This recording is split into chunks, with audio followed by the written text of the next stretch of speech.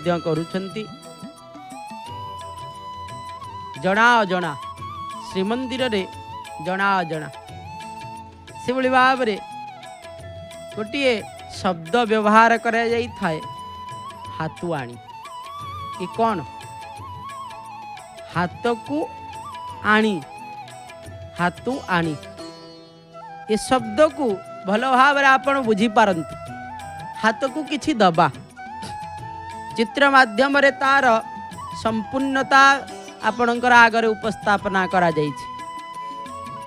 जेतेबेले कौनसी सेवक सेवा करने को जानती सेतेबेले हाथुआणी होई महाप्रभुंकर पाख को सेवा करिया को जानती। गराबड़ू सेवक तंकु जल प्रदान कले सिंगारी सेवक हाथुआणी हेबे। हाथुआणी होई साला परे अर्थात हाथ धुईबा को हाथुआणी बोली कुआ जाय। हाथ रे जल लागिबा को हाथुआणी कुआ जाय थाए।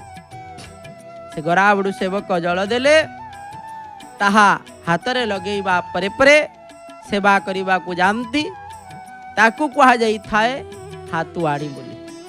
ये स्पष्ट भाव रे आपन को चित्र माध्यम रे वर्णना करा जाइछि। कोन बा कहिबा महाप्रभुंकर से रहस्य कि कहिबा वचन हे क्षेत्रर महिमा अनेक महिमार कथा आसीछि।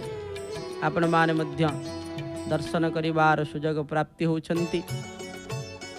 ये हाथुआणीर कथा तो आपण माने शुणिले एभली भाव जना जना अनेक कथा रही। आपण माने तार कथा को तो श्रवण करुछंती। अशोकाष्टमी रे महाप्रभु जाई विराजमान करिछंती। कथा होछि महाप्रभुंकर ये दिव्य कथा। आजिर जो कथा रही विशेष भाव रे आपण माने मोर बड़ भाईंकर ठारू श्रवण करुथिले।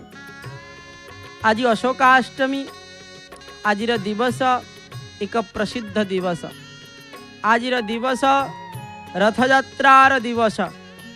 भुवनेश्वर रे त्रिभुवनेश्वर भगवान शंकर जोठी विराजमान करिछंती ताहा एकाम्र कानन पुराण प्रसिद्ध पीठ।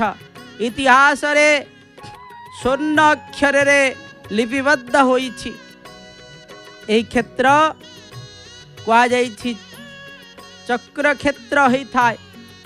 आज पुराण आज रुंकुणा रथयात्रा उठिबे लिंगराजंकर सह भगवान वासुदेवंकर सह पत्नी गोविंदंकर विहारिणी रुंकुणी रथरे विजय हेबे।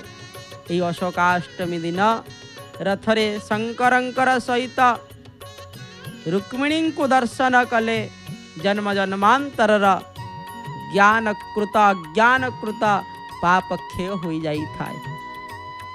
आपण पुणी एठारे महा देवंकर दर्शन करुछंती। जेपरि भाव रे पुरी रे दुर्गा माधव उपासना दुर्गांकर सहित माधव रुंधा होई श्रीमंदिर रु श्रीक्षेत्रास्ति श्रीक्षेत्रर अधीश्वरी देवी नारायणींकर मंदिर को गमन करिथंती। से भली भावर सहित